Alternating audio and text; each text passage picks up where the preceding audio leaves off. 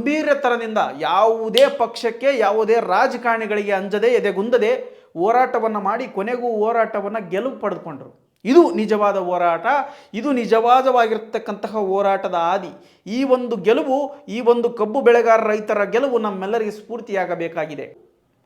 ತಾತ್ಕಾಲಿಕವಾಗಿ ಹೀರೋಗಳು ಎಂದು ಕರೆಸಿಕೊಳ್ಳುವಂತಹ ಮಹಾನ್ ಘಟಾನುಘಟಿ ನಟರು ಈ ಒಂದು ಹೋರಾಟಕ್ಕೆ ಬರಲೇ ಇಲ್ಲ. ಯಾಕೆ ಬರಲಿಲ್ಲಪ್ಪ? ನಿಮಗಾಗಲೇ ನಟ್ಟು ಬೋಲ್ಟ್ ಯಾರು ರೆಡಿ ಮಾಡಿದ್ರೇನು, ಯಾರು ಫಿಟ್ ಮಾಡಿದ್ರೇನು ಗೊತ್ತಿಲ್ಲ.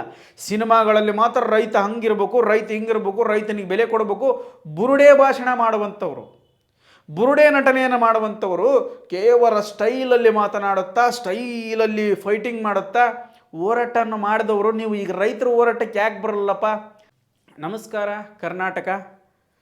ಇವತ್ತು ಹೊಸ ವಿಷಯ ಏನಪ್ಪ ಅಂತಂದರೆ, ಕಬ್ಬು ಬೆಳೆಗಾರರ ರೈತರ ಪ್ರತಿಭಟನೆಯು ಸಫಲತೆ ಕಂಡಿದೆ, ಅಂದರೆ ಗೆಲುವು ಕಂಡಿದೆ ಎನ್ನುವಂಥ ವಿಷಯವನ್ನು ನಿಮ್ಮ ಮುಂದೆ ಮಂಡಿಸಲಿಕ್ಕೆ ಬಂದಿದ್ದೇವೆ. ಯಾವ ರೀತಿಯಾಗಿ ಗೆಲುವು ಪಡೆದುಕೊಳ್ಳುತ್ತು, ಈ ಗೆಲುವಿಗೆ ಕಾರಣಗಳು ಏನಿರಬಹುದು ಎನ್ನುವಂಥ ವಿಚಾರವನ್ನು ನಿಮ್ಮ ಮುಂದೆ ಇಡ್ತಾ ಇದ್ದೀನಿ. ಕಾರಣ ಇಷ್ಟೇ, ಕೊನೆಗೂ ಇವತ್ತಿನ ಸರ್ಕಾರದ ಸ್ಥಾನದಲ್ಲಿರುವಂತಹ ಕಾಂಗ್ರೆಸ್ ಪಕ್ಷವು, ಸಿದ್ದರಾಮಯ್ಯನವರ ಆಡಳಿತದಲ್ಲಿ ನಡೆಯುತ್ತಿರುವಂತಹ ಈ ಕಾಂಗ್ರೆಸ್ ಸರ್ಕಾರವು ಕಬ್ಬು ಬೆಳೆಗಾರರಿಗೆ 3,300 ಎನ್ನುವಂತಹ ಒಂದು ಘೋಷಣೆಯನ್ನು ಮಾಡಿ ಅವರ ಗೆಲುವಿಗೆ ಕಾರಣೀಕರ್ತರಾಗಿದ್ದಾರೆ. ಸತತ 7-8 ದಿನಗಳಿಂದ ಎಂದಿಗೂ ಧೃತಿಗೆಡದೆ ಗಾಂಭೀರ್ಯತೆಯಿಂದ ದೃಢ ನಿರ್ಧಾರದೊಂದಿಗೆ ಪ್ರತಿಭಟನೆಯನ್ನು ಮಾಡಿದಂತಹ ಎಲ್ಲ ಕಬ್ಬು ಬೆಳೆಗಾರರಿಗೆ ಅಭಿನಂದನೆಗಳು ಮತ್ತು ಇನ್ನುಳಿದಿರುವಂತಹ ರೈತರ ಪರವಾಗಿ ಅವರಿಗೆ ತುಂಬ ಹೃದಯ ಧನ್ಯವಾದಗಳನ್ನು ಸಲ್ಲಿಸ್ತಾ ಇದ್ದೇನೆ. ಅಂದರೆ ಇಲ್ಲಿ ಕಬ್ಬು ಬೆಳೆಗಾರರು ತಮ್ಮದೇ ಆಗಿರುವಂತಹ ನಿರ್ದಿಷ್ಟ ಒಂದು ನಿಯಮಗಳ ಮುಖಾಂತರ ತಮ್ಮ ಬೆಳೆಗೆ, ಬೆಳೆದಿರುವಂತಹ ಬೆಳೆಗೆ ನಮಗೆ ನಿರ್ದಿಷ್ಟವಾದಂಥ ಬೆಲೆಯನ್ನು ನೀವು ನೀಡಲೇಬೇಕು ಎನ್ನುವಂತಹ ಬಹಳ ದೃಢತೆಯೊಂದಿಗೆ, ದೃಢ ಸಂಕಲ್ಪದೊಂದಿಗೆ ಹೋರಾಟವನ್ನು ಕೈಗೊಂಡಿದ್ದರು. ಹಾಗೆ ಯಾವುದೇ ರಾಜಕೀಯ ಪಕ್ಷದವರನ್ನು ಕರೆತಂದಿರಲಿಲ್ಲ, ಯಾವುದೇ ಧರ್ಮದ ಪರವಾಗಿ ಮಾತನಾಡುವಂತಹ ಒಬ್ಬ ಸ್ವಾಮೀಜಿಯನ್ನು ಕರೆತಂದಿರಲಿಲ್ಲ, ಮತ್ತು ತಮ್ಮದೇ ಆಗಿರುವಂತಹ ಒಂದು ಆರ್ಥಿಕ ವ್ಯವಸ್ಥೆಯಲ್ಲಿ ಊಟದ ವ್ಯವಸ್ಥೆಯನ್ನು ಮಾಡಿಕೊಂಡು ಅಲ್ಲಿ ಟೆಂಟ್ ಹಾಕ್ಕೊಂಡು ಬಹಳ ಗಂಭೀರತರದಿಂದ ಯಾವುದೇ ಪಕ್ಷಕ್ಕೆ ಯಾವುದೇ ರಾಜಕಾರಣಿಗಳಿಗೆ ಅಂಜದೆ ಎದೆಗುಂದದೆ ಹೋರಾಟವನ್ನು ಮಾಡಿ ಕೊನೆಗೂ ಹೋರಾಟವನ್ನು ಗೆಲುವು ಪಡೆದುಕೊಂಡರು. ಇದು ನಿಜವಾದ ಹೋರಾಟ, ಇದು ನಿಜವಾದವಾಗಿರ್ತಕ್ಕಂತಹ ಹೋರಾಟದ ಹಾದಿ.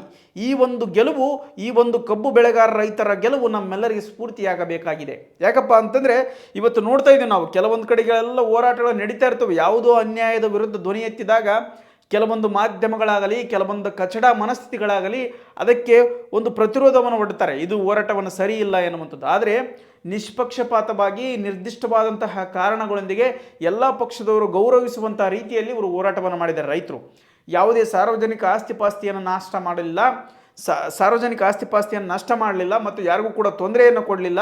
ಅಲ್ಲಿರುವಂಥ ಕೆಲವೊಂದು ಅಂಗಡಿ ಮುಂಗಟ್ಟುಗಳಿಗೆ ಒಂದೆರಡಷ್ಟು ದಿನ ವಹಿವಾಟು ವ್ಯಾಪಾರಗಳು ಕಡಿತಗೊಂಡಿತೇ ಆದರೆ ಯಾರಿಗೂ ಕೂಡ ತೊಂದರೆ ಆಗಲಿಲ್ಲ. ಯಾವುದೇ ಅಹಿತಕರ ಘಟನೆಗಳು ನಡೆಯದಂತೆ ಹೋರಾಟವನ್ನು ಮಾಡಿ ಇವತ್ತು ಸರ್ಕಾರದ ವಿರುದ್ಧ ಧ್ವನಿ ಎತ್ತಿ ಹೋರಾಟದಲ್ಲಿ ಗೆಲುವನ್ನು ಸಾಧಿಸಿಕೊಂಡಿದ್ದಾರೆ. ಈ ರೀತಿಯಾಗಿರಬೇಕು ಹೋರಾಟ. ಈ ಒಂದು ಹೋರಾಟ ನಮ್ಮೆಲ್ಲರಿಗೂ ಸ್ಫೂರ್ತಿಯಾಗಬೇಕು. ನಾವು ಇದನ್ನು ಮನದಟ್ಟು ಮಾಡ್ಕೋಬೇಕು. ಸೊ ಇದು ಇನ್ನೊಂದು ವಿಷಯವಾದ. ಆದರೆ ಕೊನೆಗೂ ರೈತರು ಗೆದ್ದಿದ್ದಾರೆ, ಅವರಿಗೆ ಮತ್ತೊಮ್ಮೆ ಅಭಿನಂದನೆಗಳನ್ನು ಸಲ್ಲಿಸ್ತೇವೆ. ಆದರೆ ರೈತರ ಹೋರಾಟಕ್ಕೆ ಸಿನಿಮಾ ನಟರು, ತಾತ್ಕಾಲಿಕವಾಗಿ ಹೀರೋಗಳು ಎಂದು ಕರೆಸಿಕೊಳ್ಳುವಂತಹ ಮಹಾನ್ ಘಟಾನುಘಟಿ ನಟರು ಈ ಒಂದು ಹೋರಾಟಕ್ಕೆ ಬರಲೇ ಇಲ್ಲ. ಯಾಕೆ ಬರಲಿಲ್ಲಪ್ಪ? ನಿಮಗಾಗಲೇ ನಟ್ಟು ಬೋಲ್ಟ್ ಯಾರು ರೆಡಿ ಮಾಡಿದ್ರೇನು, ಯಾರು ಫಿಟ್ ಮಾಡಿದ್ರೇನು ಗೊತ್ತಿಲ್ಲ. ಸಿನಿಮಾಗಳಲ್ಲಿ ಮಾತ್ರ ರೈತ ಹಂಗಿರ್ಬೇಕು, ರೈತ ಹಿಂಗಿರ್ಬೇಕು, ರೈತನಿಗೆ ಬೆಲೆ ಕೊಡಬೇಕು, ಬುರುಡೆ ಭಾಷಣ ಮಾಡುವಂಥವ್ರು, ಬುರುಡೆ ನಟನೆಯನ್ನು ಮಾಡುವಂಥವರು, ಕೇವಲ ಸ್ಟೈಲಲ್ಲಿ ಮಾತನಾಡುತ್ತಾ, ಸ್ಟೈಲಲ್ಲಿ ಫೈಟಿಂಗ್ ಮಾಡುತ್ತಾ ಹೋರಾಟವನ್ನು ಮಾಡಿದವರು ನೀವು ಈಗ ರೈತರ ಹೋರಾಟಕ್ಕೆ ಯಾಕೆ ಬರಲ್ಲಪ್ಪ? ಈಗ ಇದೇ ರಾಜಕಾರಣಿ ಯಾರು ಒಬ್ಬರು ನಿಮಗೆ ಬಂದು ನನ್ನ ಪರ ನೀನು ಕ್ಯಾಂಪೇನ್ ಮಾಡ್ಬೇಕಂತಂದಿದ್ರೆ ಇಷ್ಟು ರೊಕ್ಕ ತಗೊಂಡು ಓಡಿ ಹೋಗಿಬಿಡ್ತಿದ್ದಿ. ಅದಕ್ಕೆ ಹೇಳೋದು, ಸಿನಿಮಾ ನಟರಿಗೆ ಅಷ್ಟು ಬೆಲೆ ಕೊಡಬೇಡ್ರಿ, ಇನ್ನು ಕ್ರಿಕೆಟಿಗೆ ತೊಗೊಂಬರ್ರಿ. ಇನ್ನು ಕ್ರಿಕೆಟಿಗೆ ತೊಗೊಂಬಂದಪ್ಪ ಅಂತಂದರೆ ಈ ಕ್ರಿಕೆಟಿಗರ ಬಗ್ಗೆ ನೀವು ದಿನಾ ಒಂದು ಭಾಷಣ ಕುಯ್ತೀರಿ, ದಿನಾ ಒಂದು ಸ್ಟೇಟಸ್ ಹಾಕ್ತೀರಿ. ನಮ್ಮ ಮಹಿಳಾ ತಂಡದವ್ರು ವಿಶ್ವಕಪ್ ಗೆದ್ರಿ, ಯಾರು ವಿಶ್ವಕಪ್ ಗೆದ್ರೆ ತೊಗೊಂಡು ಏನು ಮಾಡ್ತೀವಿ ಮಾರಾಯ?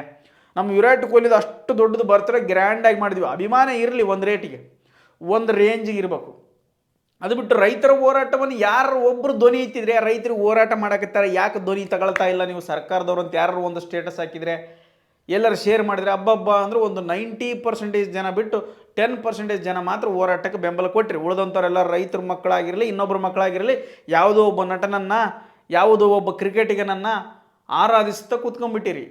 ಇದು ಎದಕ್ಕೆ ಬಂತಿದು? ಇಂಥವು ಯಾವುದಕ್ಕೆ ಬರುತ್ತೆ? ಇಂಥ ಹೋರಾಟಗಳನ್ನು ರೈತರ ಪರವಾಗಿ ಮಾಡ್ತಕ್ಕಂಥ, ಬಡವರ ಪರವಾಗಿ ಧ್ವನಿ ಎತ್ತುವಂತಹ, ಸರ್ಕಾರದ ಅನ್ಯಾಯಗಳ ಪರವಾಗಿ ಸೋಷಿಯಲ್ ಮೀಡಿಯಾಗೆ ಅಲ್ಲಿ ಹೋಗಿ ಹೋರಾಟ ಮಾಡೋಕ್ಕಾಗಿಲ್ಲ ಅಂದ್ರೆ ಪರವಾಗಿಲ್ಲ, ಇಲ್ಲಿ ಇದ್ದಲ್ಲಿಯೇ ನೀವು ಹೋರಾಟ ಮಾಡ್ಬೋದಾಗಿತ್ತಲ್ಲಪ್ಪ, ಮಾಡಲಿಲ್ಲ. ನಮ್ಮ ಸಾರ್ವಜನಿಕ ಹಿತಾಸಕ್ತಿಗಳನ್ನು ಕಾಪಾಡುವಂತಹ ಈ ಸರ್ಕಾರವು ಜನರಿಗೆ ಅನ್ಯಾಯವನ್ನು ಮಾಡುತ್ತಿರುವಾಗ ನಾವು ಧ್ವನಿ ಎತ್ತುವಂಥದ್ದು ಪ್ರತಿಯೊಬ್ಬ ಶಿಕ್ಷಣವಂತ ಯುವ ಸಮುದಾಯದ ಮಹಾನ್ ಜವಾಬ್ದಾರಿ ಅದು. ಇಲ್ಲಪ್ಪ ಅಂದರೆ ನೀವು ಪಡೆದಿರುವಂತಹ ಶಿಕ್ಷಣ ನಿಮಗೆ ಮಾರಕ, ಇಡೀ ದೇಶಕ್ಕೆ ಮಾರಕ ಎನ್ನುವಂಥದ್ದು ನನ್ನ ವಾದ. ಸೊ ಹಾಗಾಗಿ ಎಲ್ಲವುಗಳನ್ನು ಬಿಡ್ರಿ. ಈ ಸಿನಿಮಾ ನಟರಿಗೆ ಕೇವಲ ಇನ್ನು ರಾಜಕಾರಣಿಗಳನ್ನು ತೊಗೊಂಬರ್ರಿ.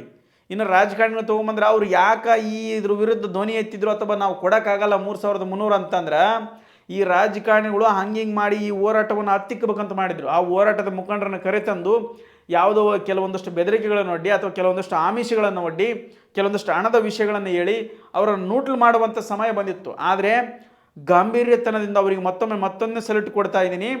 ಆ ಒಂದು ರೈತ ಹೋರಾಟಗಾರರು ಯಾವುದೇ ಆಮಿಷಗಳಿಗೆ ಒಳಗಾಗಲಿಲ್ಲ, ಯಾರ ಬೆದರಿಕೆಗೂ ಗೊಡ್ಡ ಬೆದರಿಕೆಗೂ ಬೆದರಲಿಲ್ಲ.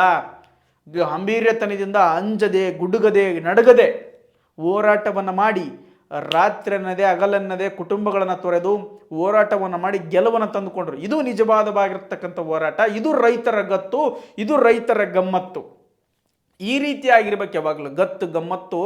ಸರ್ಕಾರ ಯಾವುದೇ ಇರಲಿ, ವ್ಯಕ್ತಿ ಯಾರೇ ಇರಲಿ, ಧರ್ಮ ಯಾವುದೇ ಇರಲಿ, ಸರ್ಕಾರ ಯಾವುದರ ವಿರುದ್ಧವೇ ಧ್ವನಿ ಎತ್ತಲಿ ಅದನ್ನು ಘಟಘಟವಾಗಿ ನಡುಗಿಸುವಂತಹ ಒಂದು ಅಚಾತುರ್ಯದಿಂದ ನಡೆಯುವಂಥ ಘಟನೆಗಳನ್ನು ಯಾವ ರೀತಿಯಾಗಿ ಪರಿಗಣನೆಗೆ ತೆಗೆದುಕೊಂಡು ಅದನ್ನು ಸರಿಯಾದ ರೂಪದಲ್ಲಿ ನಾವು ನಮಗೆ ಗೆಲುವನ್ನು ತಂದುಕೊಳ್ಳಬೇಕು ಎನ್ನುವಂತಹ ವಿಚಾರವನ್ನು ಈ ಒಂದು ಕಬ್ಬು ಬೆಳೆಗಾರರ ಹೋರಾಟದಿಂದ ನಾವೆಲ್ಲರೂ ತಿಳ್ಕೊಳ್ಬೇಕು.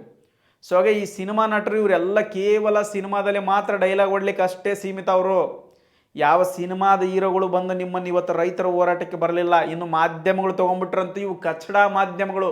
ಇಂತಹ ಮಾಧ್ಯಮಗಳು ಇರುವುದರಿಂದಲೇ ಸಮಾಜದಲ್ಲಿ ಅಸ್ಥಿರತೆ ಉಂಟಾಗಿರುವಂಥದ್ದು, ಧರ್ಮಗಳಲ್ಲಿ ಜಗಳ ಹೆಚ್ಚಾಗುತ್ತಿರುವಂಥದ್ದು, ರಾಜಕೀಯ ನಾಯಕರುಗಳಿಗೆ ಬೆಲೆ ಬರುತ್ತಿರುವಂಥದ್ದು.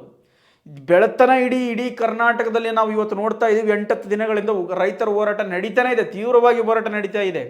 ಆದರೆ ಇವರು ತೋರಿಸಿರುವಂಥದ್ದು ನವಂಬರ್ ಕ್ರಾಂತಿ. ಸಿದ್ದರಾಮಯ್ಯ CM ಇಂದ ಕೆಳಗಿಳಿತಾರ, DK ಶಿವಕುಮಾರ್ CM ಆಗ್ತಾರ.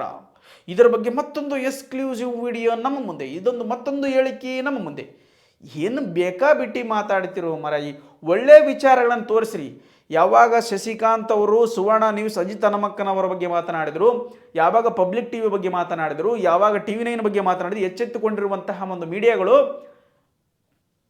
ತಮ್ಮ ಕೆಲಸವನ್ನು ಮರೆತು ಬಿಟ್ಟಿದ್ದಂತಹ ಸ್ಥಳದಲ್ಲಿ ಬಂದು ಈಗ ರೈತರ ಬಗ್ಗೆ ಹೋರಾಟವನ್ನು ತೋರಿಸಿದರು. 5 ದಿನಗಳ ನಂತರ ರೈತರ ಹೋರಾಟ ತೋರಿಸಿದರು. ಇವ್ರು ಎಷ್ಟು ಎಂಜಲು ಏಸಿಗೆ ತಿಂತಾರಂತ ನೀವು ಅರ್ಥ ಮಾಡ್ಕೊಂಬಿಡ್ರಿ. ಮಾಧ್ಯಮಗಳಿಗೆ ಮಾನ ಮರ್ಯಾದೆ ಎಲ್ಲವನ್ನ ಬಿಟ್ಟು ಹೊಂಟುಬಿಟ್ಟಾರೆ ಇವರು. ಏನೂ ಮಾಡೋಕ್ಕಿಲ್ಲ, ರಾಜಕಾರಣಿಗಳ ಕೈಗೊಂಬೆಗಳಾಗಿ ಒಂದು ಪಕ್ಷಕ್ಕೆ ಅಡಿಯಾಳಾಗಿ ಕೆಲಸವನ್ನು ಮಾಡ್ತಾ ಇವತ್ತು ರಾಜ್ಯದಲ್ಲಿ ಕೋಮುಗಲಭೆಯನ್ನು ಸೃಷ್ಟಿಸ್ತಾ ಒಳ್ಳೆ ವಿಚಾರಗಳನ್ನು ಬಿಟ್ಟುಬಿಡೋದು, ರಾಜಕೀಯವಾಗಿ ಬೆಂಕಿ ಹಚ್ಚಿಬಿಡೋದು. ಕಾಂಗ್ರೆಸ್ ಸರ್ಕಾರದ ಸಿದ್ದರಾಮಯ್ಯ ಹೇಳಿದ್ರೆ ಏನಾಯ್ತು? DK ಶಿವಕುಮಾರ್ ಆಗ್ಬೋದಪ್ಪ, ಇಲ್ಲ DK ಶಿವಕುಮಾರ್ ಆಗಿಲ್ಲ ಅಂದ್ರೆ ಬೇರೆಯವ್ರು ಇನ್ನೊಬ್ರು ಯಾರು ಆಗ್ಬೋದಪ್ಪ. ಈಗ ಸಮಸ್ಯೆ ಏನಾದ, ಅದಕ್ಕೆ ಸಾಮಾಜಿಕ ಸಮಸ್ಯೆ ಏನಾದ ಹೇಳ್ರಿ. ಸಮಾಜದಲ್ಲಿ ಸಮಸ್ಯೆ ಏನಾಗುತ್ತೆ, ರಾಜ್ಯದಲ್ಲಿ ಸಮಸ್ಯೆ ಏನಾಗುತ್ತಾ? ರೈತರಿಗೆ ಹೋರಾಟದಲ್ಲಿ ಭಾಗಿಯಾಗಲಿಲ್ಲ ಜನ ಅಂತ ಅದನ್ನು ತೋರಿಸಲಿಲ್ಲ ಅಂದ್ರೆ ರಾಜಕಾರಣಿಗಳು ಎಫೆಕ್ಟ್ ಬೀಳಂಗಿಲ್ಲ. ಅವ್ರು ಹೆಂಗಾರ ಮಾಡಿ ಹತ್ತಿಕ್ಕಬೇಕಂತ ಪ್ರಯತ್ನ ಮಾಡಕ್ಕೆ ಹಚ್ಚಿದ್ರು. ಅದ್ರ ಜೊತೆಗೆ ನೀವು ಶಾಮೀಲಿ ಆಗಿದ್ರೆ ಅನ್ನುವಂಥದ್ದು ನನ್ನ ವಾದ. ಯಾಕೆ ತೋರಿಸಲಿಲ್ಲ ನೀವು 5 ದಿನ? ಯಾರು ಹೇಳಿದ್ರಿ ನಿಮಗೆ ತೋರಿಸ್ಬೇಡ್ರಿ ಅಂತ? ಎಲ್ಲವನ್ನು ಒಟ್ಟು ಮಾಧ್ಯಮಗಳು ನೀವು ನಿಮ್ಮ ಹೆಂಗೆ ಬೇಕು ಹಂಗಂಗೆ ಟರ್ನ್ ಮಾಡಿ ತೋರಿಸ್ತೀರಿ ನೀವು ವಿಡಿಯೋಗಳನ್ನು, ಮತ್ತು ನಿಮ್ಗೆ ಏನು ವಿಷಯ ಬೇಕು ಅದನ್ನು. ಅಂಥ ರೈತರ ಹೋರಾಟಗಳನ್ನು ತೋರಿಸ್ರಿ, ಕೊನೆಗೆ ಉಗಿಸ್ಕೊಂಡು ಬಿಟ್ರಿ. ಈಗೇನು ನಿಮ್ಮನ್ನು ಚಪ್ಪಲ್ ತೊಗೊಂಡು ಹೊಡೆದೊಂದು ನಿಂತಿತ್ತು ನೋಡಪ್ಪ, ತೋರಿಸ್ರಿ ಅಂತೇಳಿ ಕೊನೆಗೆ ನೀವೇ ಎಚ್ಚೆತ್ತುಕೊಂಡು ಬಂದು ತೋರಿಸಿರಿ. ಈಗರ ಮಾನ ಮರ್ಯಾದೆ ಒಂದು ಸ್ವಲ್ಪ ಉಳಿಸ್ಕೇರಿ. ಇಂಥ ವಿಚಾರದೊಳಗೆ, ರೈತರ ವಿಚಾರದೊಳಗೆ, ಬಡತನದ ವಿಚಾರದೊಳಗೆ, ಬಡವರ ವಿಚಾರದೊಳಗೆ, ಸರ್ಕಾರದ ಮಾಡಿರುವಂತಹ ಅನ್ಯಾಯಗಳ ವಿಚಾರದೊಳಗೆ ಸ್ವಲ್ಪ ಮುಂದೆ ಬಂದು ತೋರಿಸ್ರಿ ಅಂತೇಳಿ ತಮ್ಮಲ್ಲಿ ಕೇಳಿಕೊಳ್ತಾ, ಈ ರೀತಿಯಾಗಿ ಹೋರಾಟ ಮಾಡಿರಿ. ಒಂದು ವಿಚಾರವನ್ನು ಯಾವುದೇ ರಾಜಕೀಯ ಪಕ್ಷಕ್ಕೆ ಸೀಮಿತ ಮಾಡಬೇಡ್ರಿ. ಹೋರಾಟದಲ್ಲಿ ಯಾವುದೇ ಧರ್ಮಕ್ಕೆ ಸೀಮಿತ ಮಾಡಬೇಡ್ರಿ ಹೋರಾಟ. ಅಂದಾಗ ನಿಮ್ಮ ಗೆಲುವು ಸಹಜವಾಗಿ ಗೆಲುವು ಸಾಧಿಸಿಬಿಡುತ್ತೆ ಅನ್ನುವಂಥದ್ದು ನನ್ನ ವಾದ. ಹೋರಾಟ ಇದೇ ರೀತಿಯಾಗಿ ಮುಂದುವರಲಿ. ಮುಂದಿನ ದಿನಮಾನಗಳು ಕೂಡ ರೈತರಾಗಲಿ, ಬಡವರಾಗಲಿ, ಇನ್ನು ಅನ್ಯಾಯಕ್ಕೆ ಒಳಗಾಗಿರ್ತಕ್ಕಂಥ ವ್ಯಕ್ತಿಗಳಾಗಿರಲಿ, ಹೋರಾಟ ಮಾಡುವಾಗ ನಿಮ್ಮ ನಿಯಮಗಳನ್ನು ಬದ್ಧಪಡಿಸಿಕೊಳ್ಳಿ. ಯಾರೇ ಬಂದರೂ ಕೂಡ, ಯಾರೇ ಬೆದರಿಕೆ ಹಾಕಿದ್ರು ಕೂಡ ಅಂಜದೆ ಎಜಗುಂದದೆ ಹೋರಾಟವನ್ನು ಮಾಡಿರಿ. ಗೆಲುವು ನಿಮ್ಮದಾಗತ್ತಂತ ಹೇಳ್ತಾ ಇವತ್ತಿನ ಈ ವಿಡಿಯೋವನ್ನು ಮುಗಿಸ್ತಾ ಇದ್ದೀನಿ. ಧನ್ಯವಾದಗಳು.